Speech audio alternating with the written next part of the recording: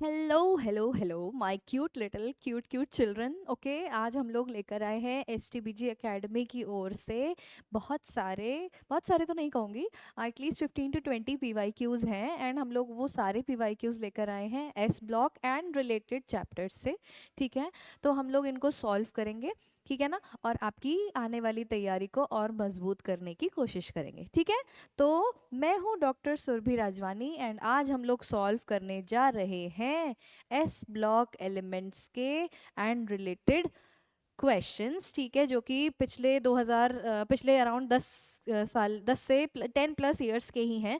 ठीक है, तो आप लोग जो हैं उनका एनालिसिस अभी हम लोग देख लेंगे। एंड जो हमारा एएमयू का कैप्सूल है वो आप लोग हमारी ये एसटीबीजी एकेडमी की गूगल प्ले स्टोर की मतलब इससे एप्लीकेशन से आप डाउनलोड कर सकते हैं एंड आप वहाँ से उसको परचेज कर सकते हैं। ठीक है, तो आइए हम लोग। अरे हाँ, एक न्यूज़ तो मैं तुम लोग को देना भूल ही गई कि भाई ये वाली जो पुस्तक है हमारी ब्रेज, जहाँ पे बहुत सारे हमारे क्वेश्चंस हैं, उनके सॉल्यूशंस हैं, तो ये जो है अब अमेज़ॉन और फ्लिपकार्ट पे भी आ चुकी है। तो hurry up guys and grab the opportunity. ये सारे टॉपर्स हैं हमारे, और आप लोग का भी फोटो इधर ऐसे चिपक सकता है, मस्त एकदम मज़ा आ जाएगी। ठीक है, तो चलो हम लोग क्या करते हैं, चैप्टर वाइज PYQs लेकर आए हैं। आज हम लोग किसके PYQs करने वाले हैं? आज हम लोग एस ब्लॉक एलिमेंट्स एंड उससे रिलेटेड कुछ क्वेश्चंस करने वाले हैं। तो भाई हम लोग शुरू करते हैं। तो भाई देखो, एनालिसिस हम लोग देख लेते हैं कि भाई ये जो एस ब्लॉक के क्वेश्चंस हैं ये कितनी कितनी बार आ चुके हैं और कितने कितने क्वेश्चंस आ चुके हैं। ठीक है, तो देखो ये 24 में 3 क्वेश्चंस आए थे, ये देखो 23 में गुस्सा हो गया था तो इसमें आए ही नहीं थे, फिर देखो 1 1 1 अप्रोक्सीमेटली लेकर के आप देख सकते हो 1 से लेके 3 क्वेश्चंस का एवरेज है इधर। ठीक है, तो आप इस चैप्टर को देखो छोड़ तो नहीं सकते हो, क्योंकि ये भाई साहब बहुत कतई एकदम जहर वाला क्या है, स्कोरिंग है। ठीक है, तो आप इसके लिए अपने मार्क्स को आप खोना पसंद नहीं करेंगे, क्योंकि ये बहुत इजी है एंड सिंपल से 3 से 4 कॉन्सेप्ट्स लगते हैं। ठीक है, आप इन पे क्या कहते हैं, आप अपना स्कोर कर सकते हैं। तो चलिए देखते हैं किस तरीके से इसको सॉल्व करना है। आप लोग थोड़ा सा डिस्कशन भी कर लेंगे कुछ कुछ चीज़ों को लेकर के। ठीक है, तो पहला क्वेश्चन क्या कह रहा है, the relative mobility of the alkali metal ions in the aqueous solution is. सबसे पहले एस ब्लॉक एलिमेंट्स, आप लोगों को ये समझना जरूरी है कि एस ब्लॉक एलिमेंट्स में कौन कौन से एलिमेंट्स आते हैं पीरियोडिक टेबल के। ठीक है, तो पहला क्या है, ग्रुप 1 का है, और दूसरा क्या है, ग्रुप 2 का है। ग्रुप 1 एलिमेंट्स और ग्रुप 2 एलिमेंट्स को ही कलेक्टिवली हम लोग क्या बोलते हैं, एस ब्लॉक एलिमेंट्स। ठीक है, तो ग्रुप 1 में कौन कौन आता है, hydrogen, lithium, sodium, potassium, rubidium, caesium and francium. ठीक है, और ग्रुप 2 में कौन कौन आता है, लिथियम के बगल में beryllium, magnesium, calcium, strontium, barium and radium. ठीक है, अगर किसी को इसकी ट्रिक को याद कर, मतलब इन एलिमेंट्स की लिस्ट को याद करने में दिक्कत आ रही है, तो उसके लिए हमारे पास एक छोटी सी ट्रिक भी है। ठीक है ली ना की रब से फरियाद, क्या है ली ना की रब से फरियाद। ठीक है, और ग्रुप 2 की ट्रिक क्या है, बेटा मांगे कार स्कूटर बाप राजी, कितना मस्त है उसका पिताजी। ठीक है, चलो विदाउट एनी गेटिंग ऑफेंडेड। ठीक है, तो हम लोग आगे बढ़ते हैं। ठीक है, क्या पूछ रहा है, एल्कली मेटल्स के बारे में पूछ रहा है, और क्या पूछ रहा है, उनकी रिलेटिव मोबिलिटी पूछ रहा है, किसमें, एक्वस सॉल्यूशन में। ठीक है, तो देखो सबसे पहला कॉन्सेप्ट क्या है, ये आपका पीरियोडिक टेबल में भी काम आएगा, एस ब्लॉक एलिमेंट्स में भी काम आएगा, थोड़ा थोड़ा पी ब्लॉक एलिमेंट्स में भी काम आएगा। तो हम लोग क्या देख लेते हैं, एक्वस सॉल्यूशन से क्या रिलेशन ये दर्शाना चाह रहा है। एक्वस सॉल्यूशन मतलब किसकी प्रेजेंस है, जल की। किसकी, जल, जल यानी जीवन है ना।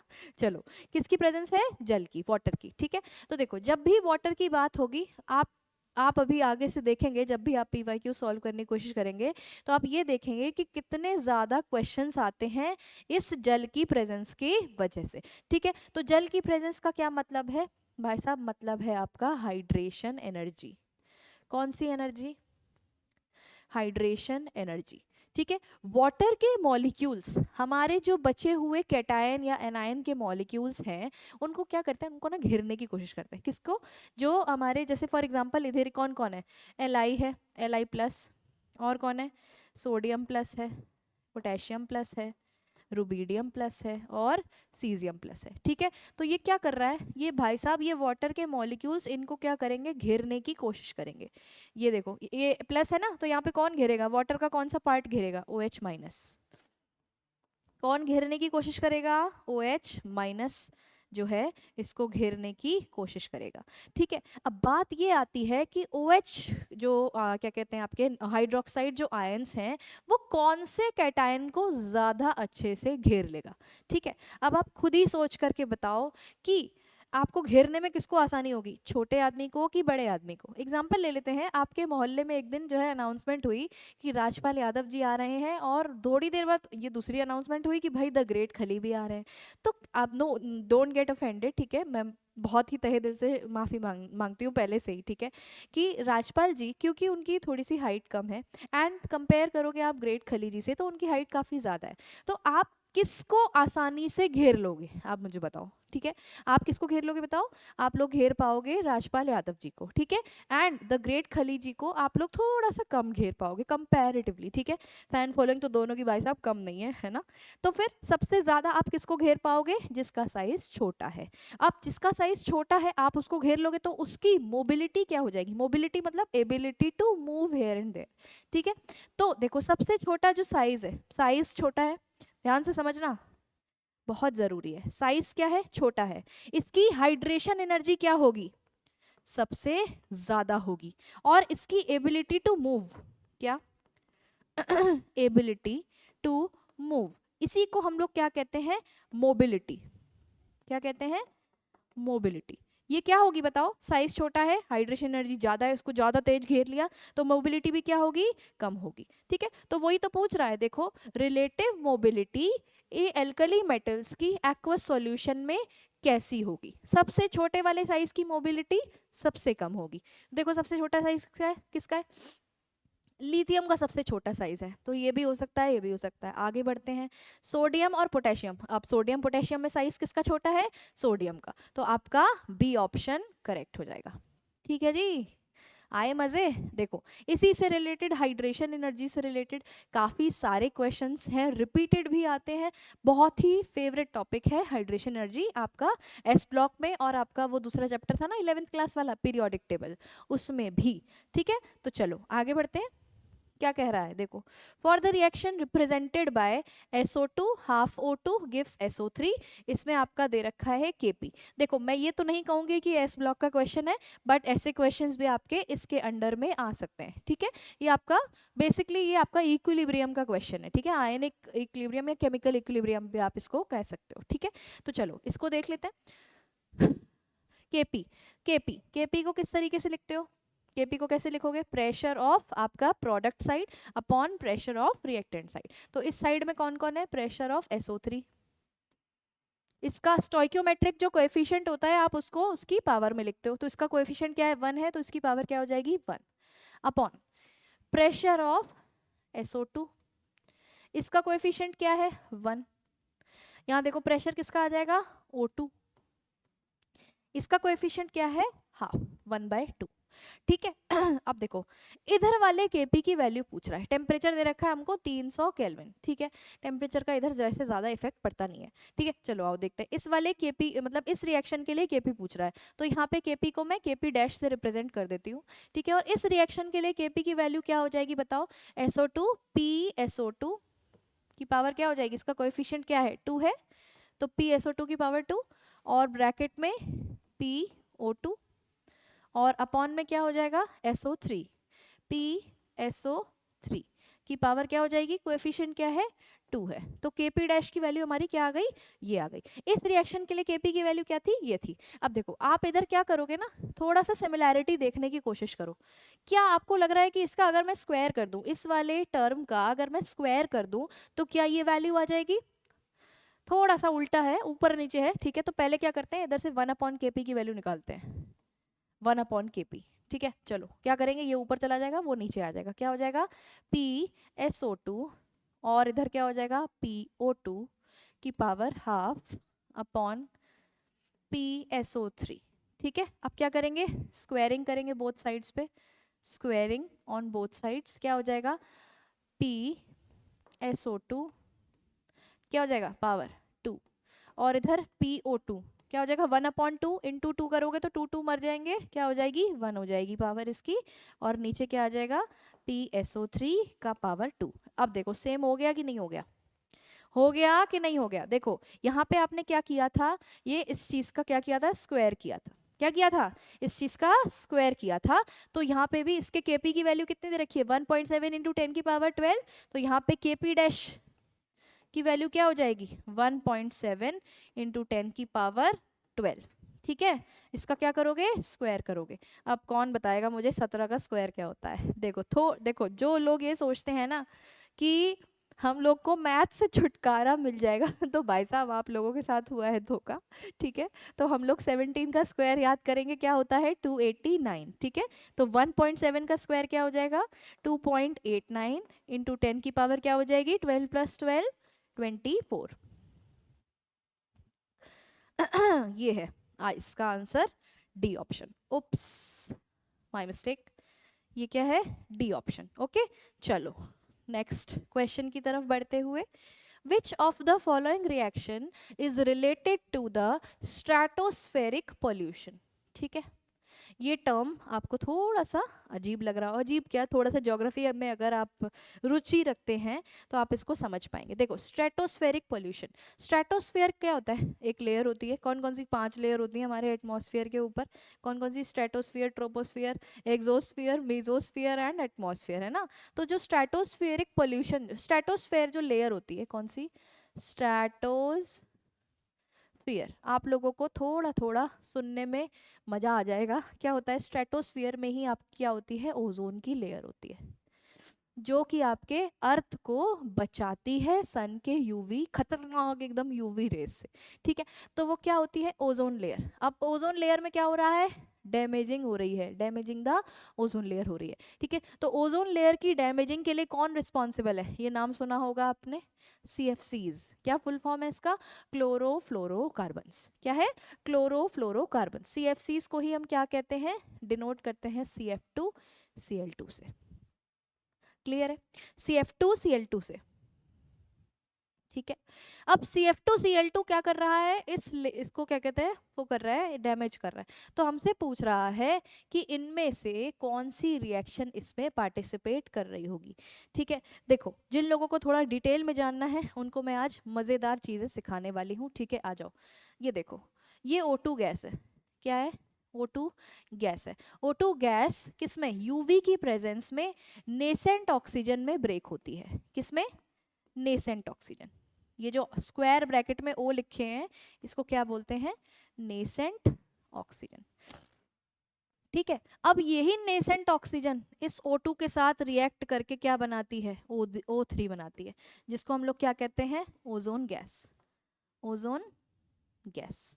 अब इस ओजोन गैस के ऊपर क्या हो रहा है, इनका क्या हो रहा है, अटैक हो रहा है, CF2Cl2 का अटैक हो रहा है। देखो कुछ बच्चे होंगे जो जो ऑर्गेनिक प्रेमी होंगे, थोड़े से ऑर्गेनिक केमिस्ट्री जिनको बहुत पसंद होगी, उन लोगों को थोड़ा सा मैं याद दिला दूं कि जो Cl2 गैस थी, याद करो हम लोग जब इसको सनलाइट में हीट करते थे, एक फ्री रेडिकल मैकेनिज्म है, मैं आप लोग को थोड़ा सा बताना चाहूंगी, क्लोरीनेशन, है ना, सनलाइट HNU या फिर UV भी लिख सकते हो। ठीक है, तो जब आप इसको हीट करते थे तो किस में ब्रेक होती थी, ये क्लोरीन फ्री रेडिकल में ब्रेक होती थी, याद आ रहा है।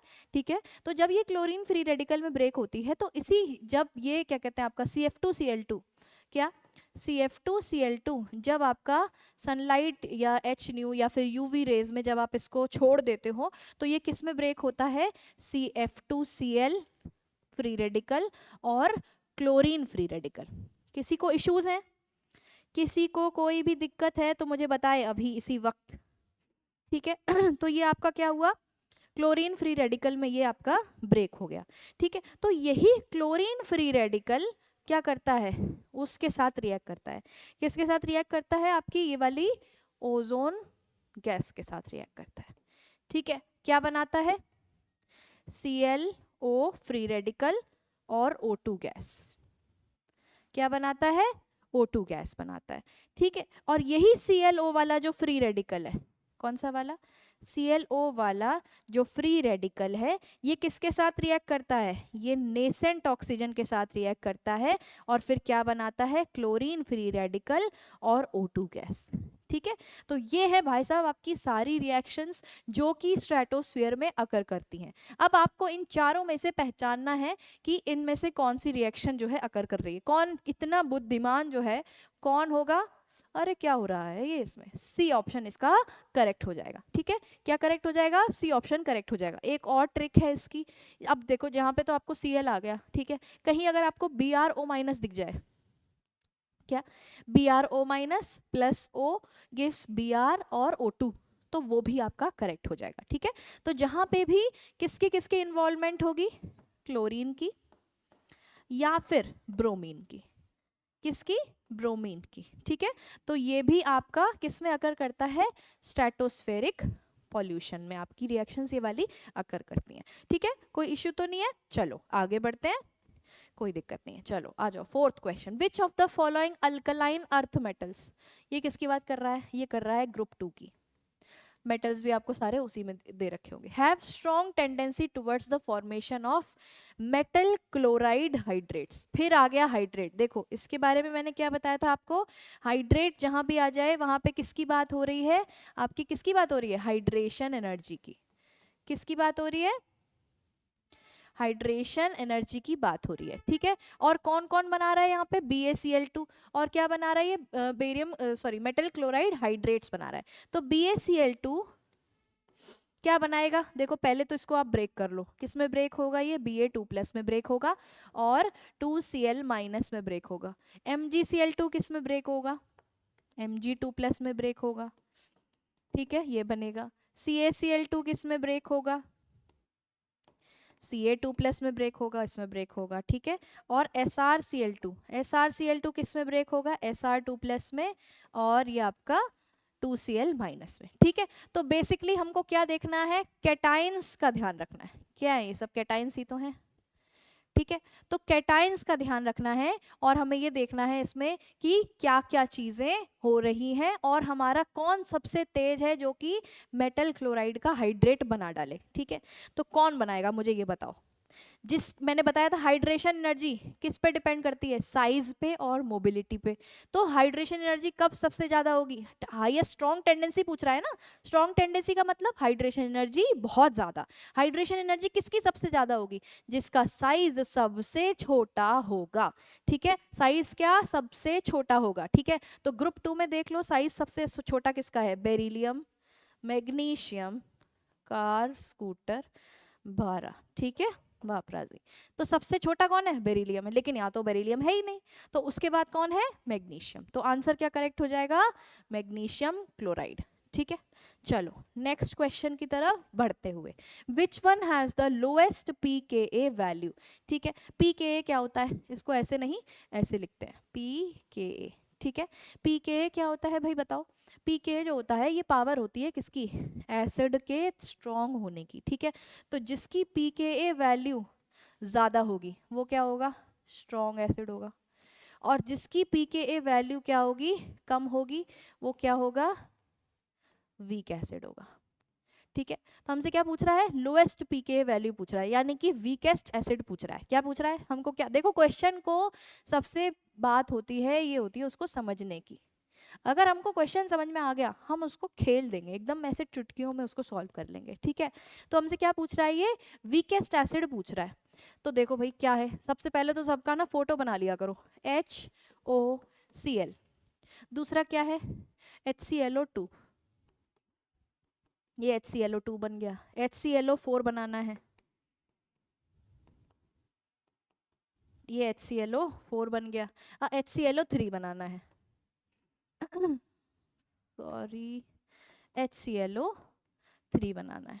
ठीक है, देखो HClO4 को क्या नाम है बताओ जरा, पर क्लोरिक एसिड, नाम पता होने चाहिए भाई, है ना, पर क्लोरिक एसिड। ये क्या है, क्लोरिक एसिड, ये क्या है, ये कौन सा बताओ, हाइपोक्लोरस एसिड ऊपर वाला, नीचे वाला सेकंड नंबर वाला क्लोरस एसिड, ठीक है। तो आप लोग क्या बताओगे इसमें कौन सा वीकेस्ट एसिड है? वीकेस्ट एसिड कैसे बताते हैं, ठीक है। वीकेस्ट एसिड देखो मैं एक छोटी सी ट्रिक बता देती हूँ। वीकेस्ट एसिड जो होता है वो ये होता है, पर क्लोरिक एसिड जो क्या होता है, ये वीकेस्ट एसिड होता है। तो इधर ऑप्शन आपका क्या हो गया, सी हो गया। बाकी एसिड कौन, एसिड कैसे डिसाइड करते हो, जो इजीली आपका क्या कर दे, H+ को लूज कर दे, वो कौन होता है आपका स्ट्रॉन्गेस्ट एसिड होता है। जो H+ लूज नहीं कर पाए वो आपका वीकेस्ट एसिड होता है, ठीक है। तो ये इधर जो H+ होता है, ये पर क्लोरिक एसिड वाला, ये अपना H+ लूज नहीं कर पाता या बहुत धीमे पार्शियल आयोनाइजेशन होता है, तो यहाँ पे इसका ये एसिड कैसा हो जाता है, वीक एसिड हो जाता है, ठीक है। चले बढ़े आगे, बिल्कुल एकदम तेजी में। चलो, which of the following is correct statement, क्या बोल रहा है भाई, देखो BeSO4 is insoluble but BeO is soluble in water. दूसरा क्या है, Ki is more soluble than Li in ethanol. तीसरा KO2 is diamagnetic, BeO is soluble and BeSO4 is insoluble in water, ठीक है। फिर वही सॉल्युबिलिटी पूछ रहा है, सो जहां पे सॉल्युबिलिटी आ जाए वाटर में, क्या, जहां पे भी सॉल्युबिलिटी आ जाए किसमें, वाटर में, किसकी बात कर रहा है ये बात कर रहा है हाइड्रेशन एनर्जी की। और हाइड्रेशन एनर्जी किस पे डिपेंड करती है, इनवर्सली प्रोपोर्शनल होती है आपके साइज के, ठीक है। साइज ऑफ क्या, कैटाइन, ठीक है, साइज ऑफ कैटाइन, ठीक है। अब देखो किसमें ये दोनों एक जैसे हैं, इनको पहले सॉल्व कर लेते हैं, ठीक है। BeSO4 और BeO एक तरफ लिख लेते हैं, BeSO4 दूसरी तरफ लिख लेते हैं। इधर BaO बोल रहा है और ये BaSO4 बोल रहा है, ठीक है। अब मुझे बताओ कि सॉल्युबिलिटी के लिए पोलराइजिंग पावर जरूरी होती है क्या, पोलराइजिंग पावर जरूरी होती है किसकी, कैटाइन की। तो पोलराइजिंग पावर क्या ज्यादा होनी चाहिए किसकी, कैटाइन की, तभी तो वो एनायन को अपनी तरफ अट्रैक्ट करेगा। कौन सा रूल है ये, फजान्स रूल। कौन सा रूल है, फजान्स रूल, ठीक है। तो पोलराइजिंग पावर क्या होनी चाहिए, ज्यादा होनी चाहिए कैटाइन की। कब होगी ज्यादा, जब साइज छोटा होगा, जब साइज क्या होगा, छोटा होगा कैटाइन का। एनायन के केस में जस्ट ऑपोजिट होता है, एनायन के केस में पोलराइजेबिलिटी क्या होती है, ज्यादा होती है। कब होती है, जब एनायन का साइज बड़ा होता है, ठीक है। तो बेसिकली यहाँ पे क्या है, कैटाइन का सॉरी साइज किसका, कैटाइन का छोटा होना चाहिए, तभी हमारी पोलराइजिंग पावर क्या होगी, ज्यादा होगी। तो ये वाला, इसकी सॉल्युबिलिटी क्या होगी, ज्यादा होगी, इसकी सॉल्युबिलिटी कम होगी, ठीक। पहली बात तो ये।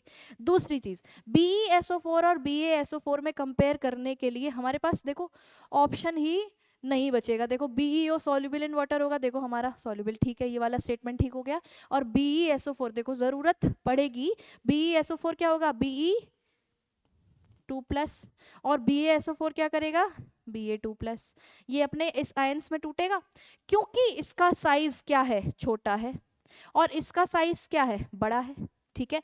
तो ये कैसा हो जाएगा वाटर में, कौन बताएगा भाई, BaSO4 इधर बड़ा साइज है, तो क्या ये वाटर में सॉल्युबल होगा, नहीं होगा, क्योंकि साइज बड़ा होने के कारण हम लोग हाइड्रेशन एनर्जी कैसी लगाएंगे, कम लगाएंगे। वाटर की हाइड्रेशन एनर्जी क्या होगी, कम होगी। तो ये वाला स्टेटमेंट जो है वो गलत हो गया। और BaO भी हमारा सॉल्युबल तो था नहीं, बिल्कुल नहीं था।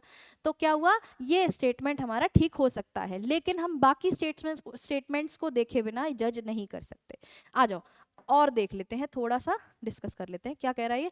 KO2 is diamagnetic. तो देखो KO2 को जब आप तोड़ोगे किस में टूटेगा, K+ और O2- में टूटेगा। तो डायमैग्नेटिक हम किसको देखते हैं, इसी को तो देखते हैं, इसको तो देखना ही नहीं है, O2 नेगेटिव को देखना है।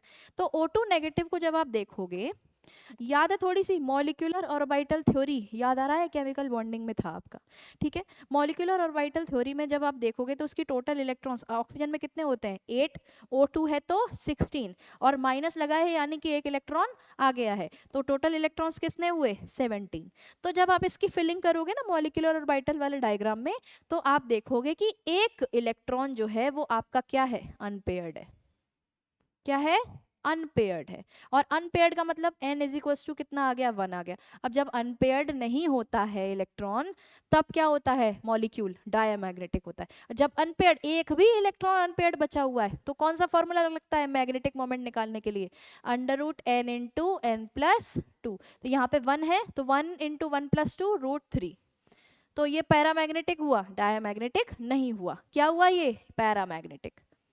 क्या हुआ, पैरामैग्नेटिक। तो ये स्टेटमेंट भी क्या हो गया आपका, गलत हो गया। तो मेरे हिसाब से तो ये ऑप्शन ए ही आपका ठीक होगा, क्योंकि Ki is more soluble than Li in ethanol. Ki तो इथेनॉल में सॉल्युबल होता ही नहीं है, क्योंकि कैसा है ये नेचर में, आयोनिक नेचर का है। आयोनिक नेचर की चीजें किसमें होंगी, पोलर अगर चीज है तो पोलर सॉल्वेंट में ही तो सॉल्युबल होगी, वाटर में सॉल्युबल होगी, इथेनॉल में नहीं होगी। समझे कि नहीं समझे, तो ये स्टेटमेंट भी आपका क्या हो गया, गलत हो गया। तो स्टेटमेंट करेक्ट कौन सा है, ए ऑप्शन करेक्ट है। ठीक है, तो नेक्स्ट क्वेश्चन की तरफ बढ़ते हैं। क्या कह रहा है ये, विच of the following is the pH of the solution formed by mixing 0.2 molar NH4Cl and 0.1 molar NH3. The pOH of the ammonia solution is 4.75. पहले देखो जो गिवन है उसको हम लोग लिख लेते हैं। क्या गिवन है, pOH गिवन है, क्या है 4.75। तो क्या मैं कह सकती हूँ कि यहाँ पे pKb गिवन है 4.75, गिवन है कि नहीं। तो यहाँ से Kb निकाल लोगे, Kb क्या होता है 10 की पावर माइनस 4.75। क्या करते हैं, H प्लस निकालने के लिए, सॉरी अगर आपको pH निकालनी है तो क्या करते हो, minus log of H plus, log base 10 होता है, इसीलिए मैंने यहाँ पे 10 की पावर ये लगाई है। ठीक है, तो आप इसको, ओ सॉरी माय मिस्टेक, ये क्या हो गया। ठीक है, तो यहाँ से Kb की वैल्यू आप मुझे कैलकुलेट करके बताएंगे, नहीं बताएंगे तो फिर मुझे ही बताना पड़ेगा, है ना। तो इससे बेटर है कि आप लोग बताएं, नहीं तो मैं कैलकुलेटर से कैलकुलेट करती हूँ। ठीक है, तो देखो इसकी वैल्यू जो आएगी वो आएगी 1.77 इंटू 10 की पावर -5। ठीक है, ये आप लोग कैलकुलेट कर लेना। ठीक है, चलो यहाँ से आपको क्या पता चल गया, के भी पता चल गया। अब देखो दूसरी चीज क्या कह रहा है कि एक सॉल्यूशन बनाया है हमने, इन दोनों को मिक्स, सॉरी हाँ ठीक है, चलो इसको मिक्स करके बनाया। तो क्या करेंगे, रिएक्शन लिखेंगे NH3 NH4Cl, अच्छा इसको H2O में डालेंगे और फिर इधर क्या करेंगे, इधर बन जाएगा NH4 प्लस और OH माइनस। ये आपकी इक्विलिब्रियम की रिएक्शन हो गई। अब हमको गिवन क्या क्या है, NH3 गिवन है यहाँ पे 0.1 मोलर। ठीक है, वाटर क्योंकि लिक्विड में होता है तो इसकी हम क्या लेंगे 0। NH4 प्लस की दे रखी है 0.2 मोलर। ठीक है, तो अब क्या होगा, अब हम लोग इक्विलिब्रियम पे आपकी देखेंगे कि इनकी कंसंट्रेशन में क्या चेंजेस आए। तो एट इक्विलिब्रियम क्या होगा, इक्विलिब्रियम पे कुछ अमाउंट खर्च हुआ होगा, वी कैन से लेट कि हमारा x अमाउंट खर्च हो गया। ठीक है, तो रिमेनिंग वाला क्या बचेगा अमोनिया में 0.1 माइनस x। ठीक है, ये कितना फॉर्म हुआ होगा 0.2 प्लस x, जितना खर्च हुआ भाई उतना बन गया। ठीक है, OH पहले कितना था 0 था, अब कितना होगा 0 प्लस x, तो यानी कि क्या बन गया, x बन गया। ठीक है, चलो भाई आ जाओ।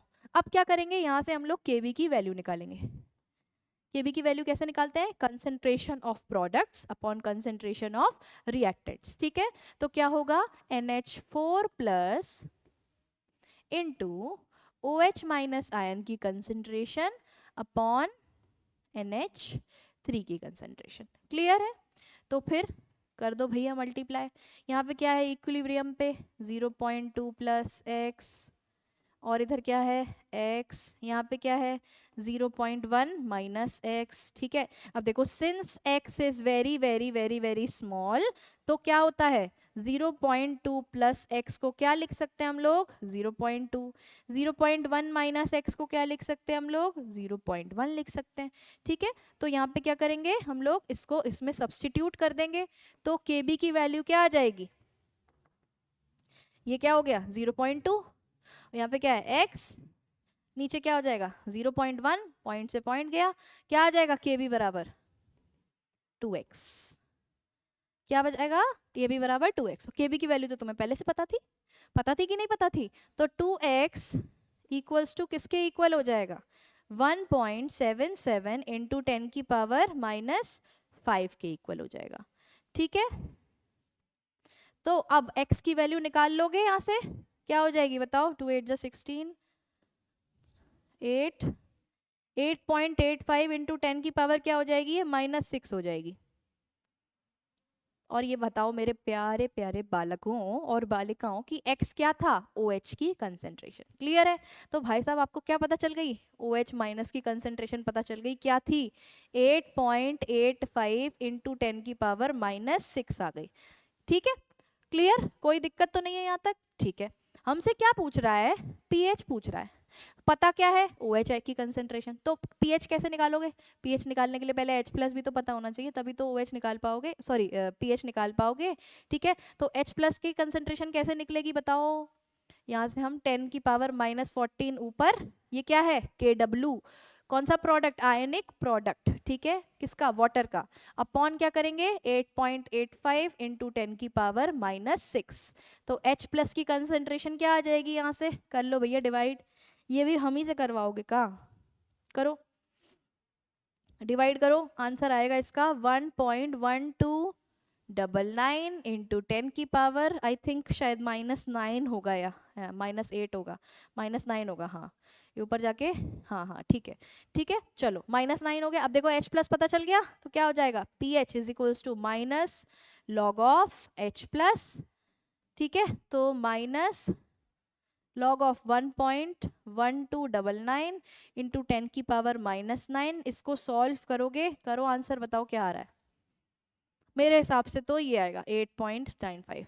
ठीक है, तो ये ऑप्शन आप इसको चेक कर लेना, इसको सॉल्व कर लेना आप अपने कैलकुलेटर से।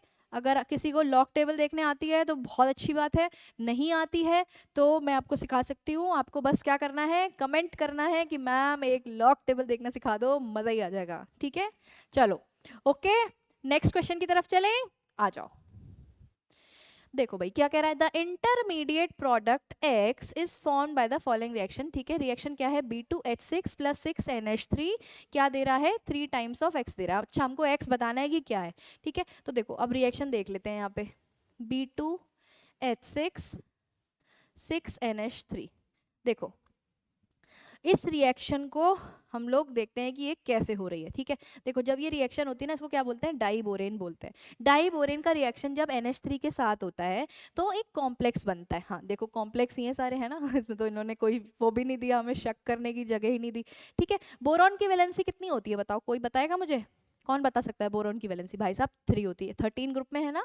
ठीक है, तो बोरॉन की वैलेंसी क्या होती है, 3 होती है। तो कुल मिला के उसको इस तरीके का कंपाउंड बनाना है कि जहाँ पे उसकी वैलेंसी 3 हो, अगर वो अकेला लिखा है तो, अगर वो पॉजिटिव आयन के साथ लिखा है, जैसे कि ये देखो ये पॉजिटिव के साथ लिखा है, ये भी पॉजिटिव के साथ लिखा है, ये भी पॉजिटिव के साथ लिखा है, तो क्या होगा, इसकी वैलेंसी क्या हो जाएगी, बताओ बताओ, 4 हो जाएगी। ठीक है, मैं बता देती हूँ 4 हो जाएगी। यहाँ पे भी प्लस है, देखो यहाँ पे बोरॉन की वैलेंसी 1 और 3 4, यहाँ पे वैलेंसी 6, तो ये तो भाई साहब हो ही नहीं सकता।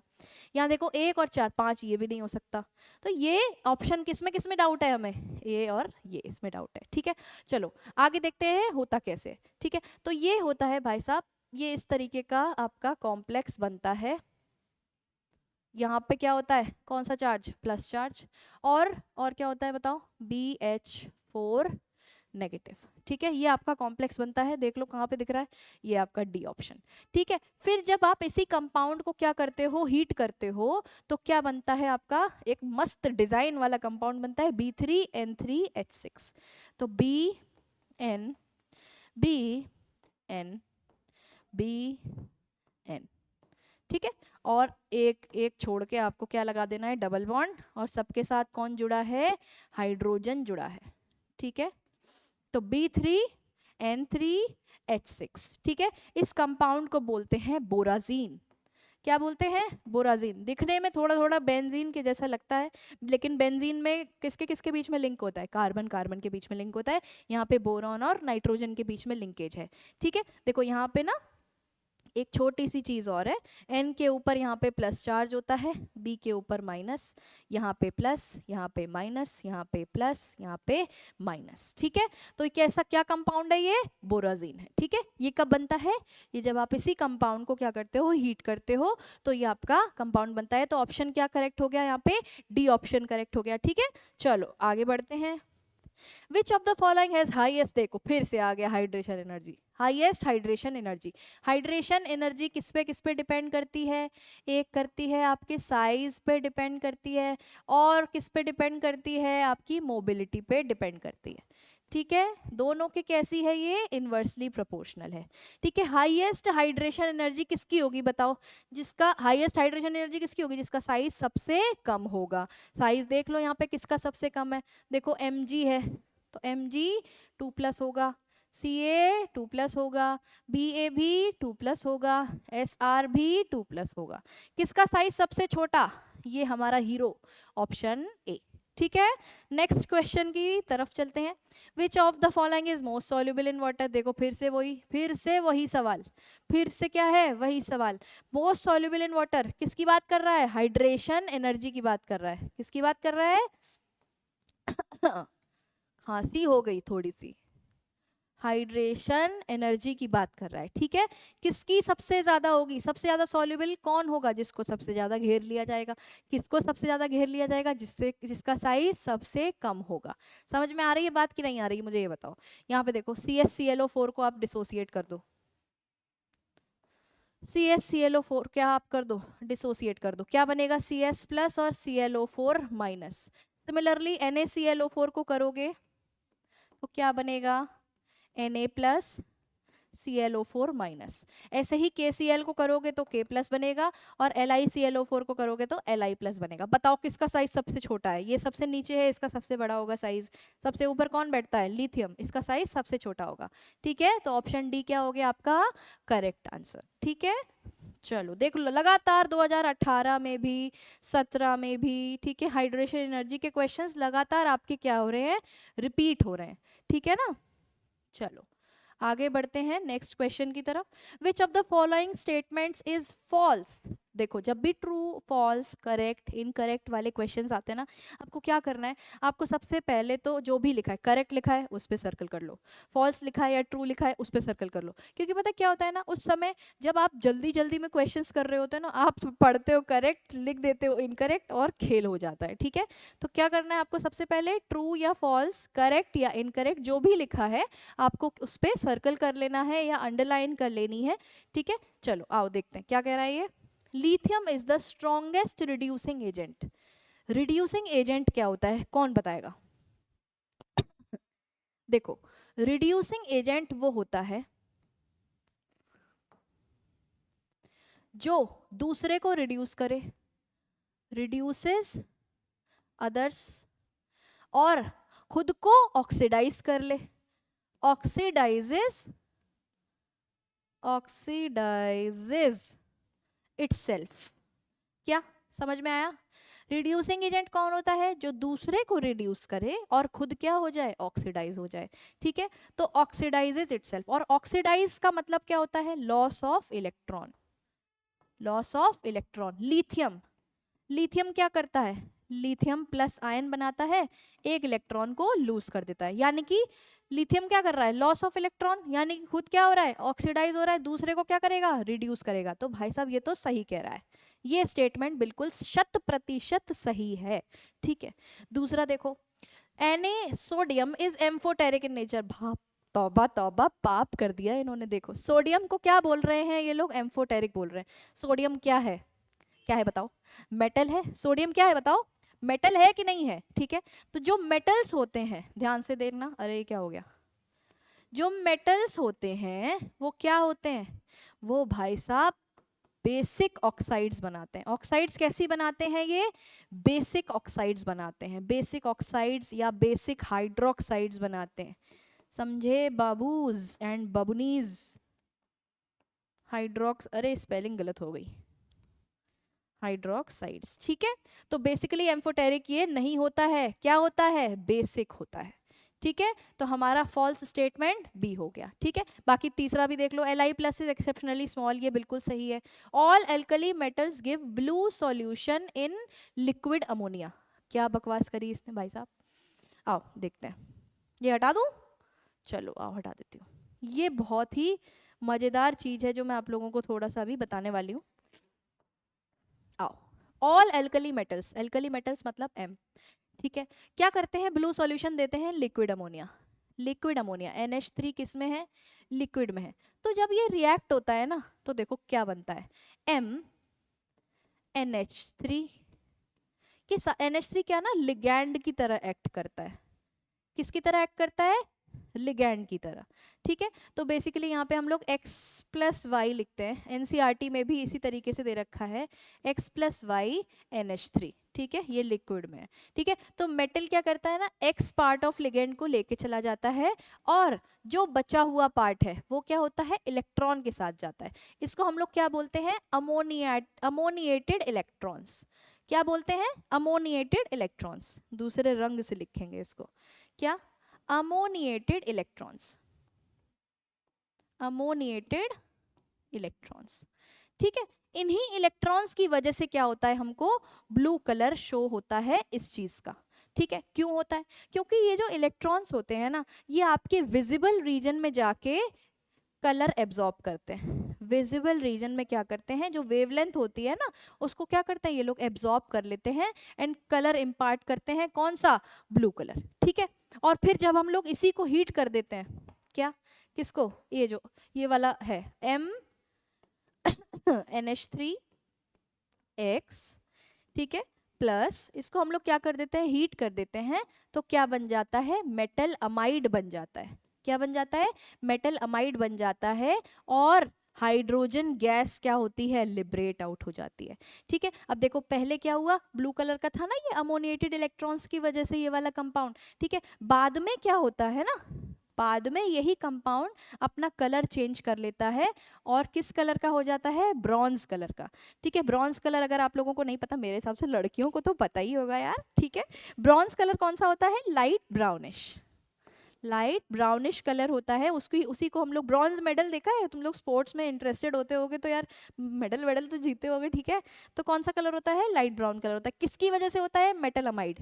ठीक है, अगर देखो सोडियम को ले लें हम लोग, एल्कली मेटल्स की बात कर रहे हैं ना, तो अगर हम सोडियम को ले लें तो यहाँ पे क्या बनेगा, अमोनिएटेड इलेक्ट्रॉन्स की वजह से जो इस वाले कंपाउंड का कलर होगा वो क्या होगा, ब्लू कलर होगा। ठीक है, और फिर जब हम लोग इसको हीट कर देंगे तो क्या हो जाएगा, ये सोडियम अमाइड। इसी को हम लोग प्यार से क्या कहते हैं, याद करो याद करो, सोडामाइड। क्या कहते हैं, सोडामाइड। ठीक है, चलो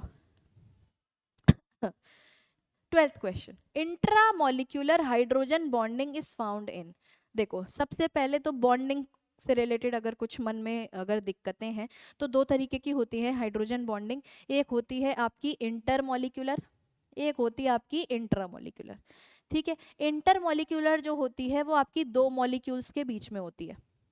ठीक है, और इंट्रामोलिक्यूलर जो होती है वो सिंगल मॉलिक्यूल के अंदर ही होती है, सिंगल मॉलिक्यूल के अंदर। ठीक है, तो हमसे क्या पूछ रहा है, इंट्रा के बारे में पूछ रहा है, तो सिंगल मॉलिक्यूल के अंदर हमको कौन सी हाइड्रोजन बॉन्डिंग किस में देखने को मिलेगी। ठीक है, पहले तो इन सब की फोटो बना लो। ऑर्थो नाइट्रोफिनॉल, ऑर्थो नाइट्रोफिनॉल देखने में कैसा होगा, ये फिनॉल है, ऑर्थो पे क्या लग गया, नाइट्रो, ये आपका ऑर्थो नाइट्रोफिनॉल हो गया।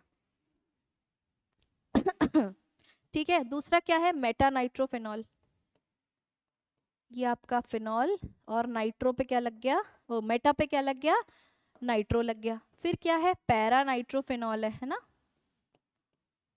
ये आपका OH और पैरा पे क्या लग गया, नाइट्रो लग गया। ठीक है, और चौथा ऑप्शन क्या है, फिनॉल है। तो चौथा ऑप्शन आपका फिनॉल है। देखो इस वाले में तो हाइड्रोजन बॉन्डिंग होगी नहीं, पूछो क्यों, बोलो बोलो, क्योंकि इसमें भाई साहब किससे करेगा हाइड्रोजन बॉन्डिंग, आजू बाजू कोई है ही नहीं। कोई ऐसा मॉलिक्यूल भी तो होना चाहिए जिससे ये हाइड्रोजन बॉन्डिंग करे।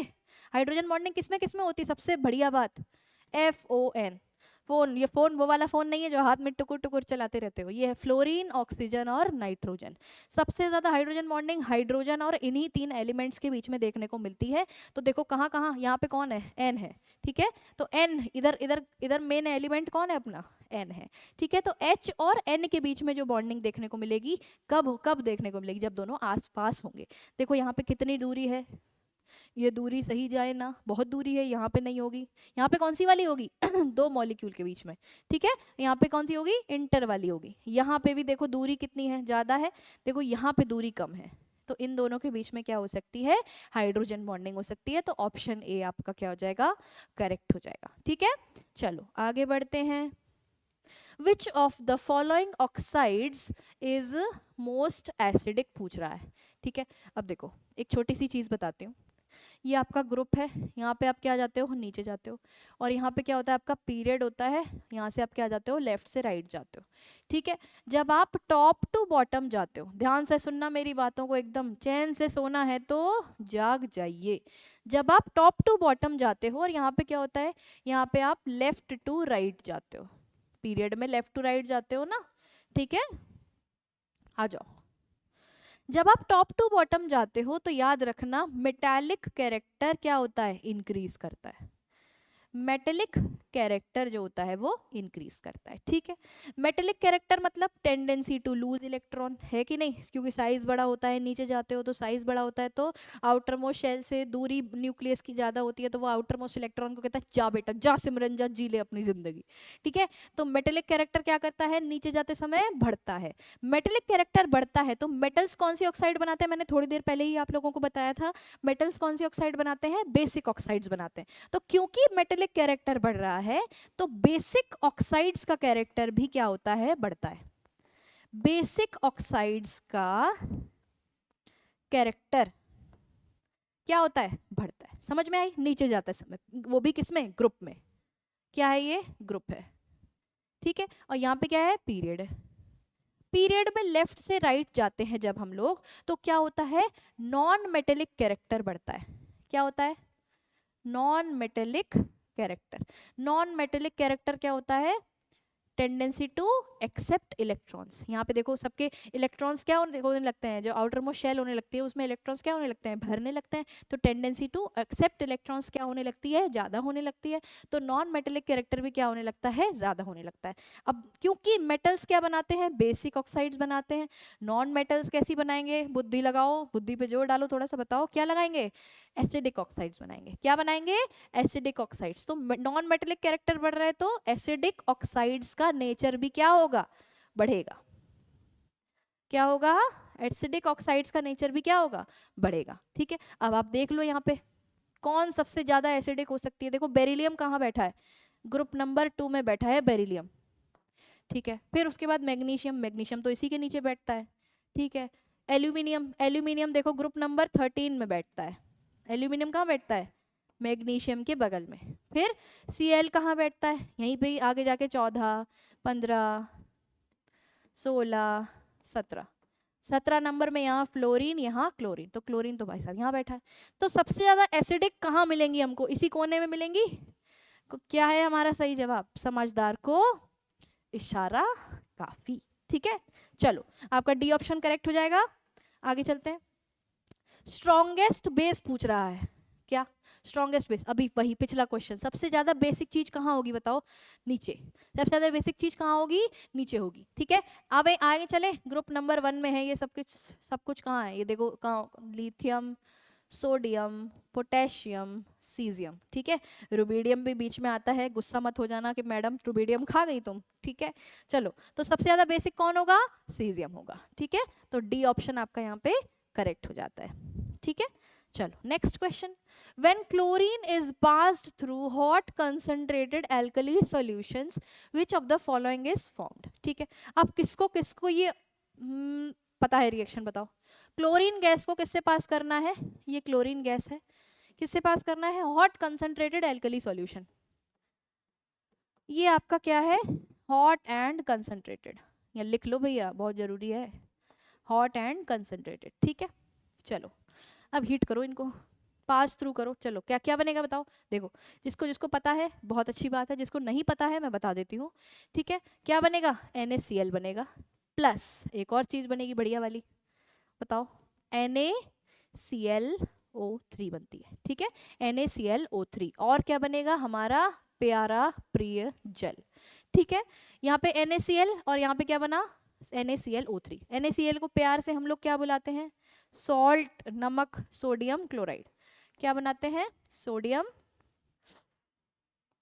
क्लोराइड। ठीक है, और NaClO3 को क्या बुलाते हैं, सोडियम, बताइए बताइए बताइए, सोडियम बताइए, क्लोरेट। क्या बुलाते हैं, सोडियम क्लोरेट।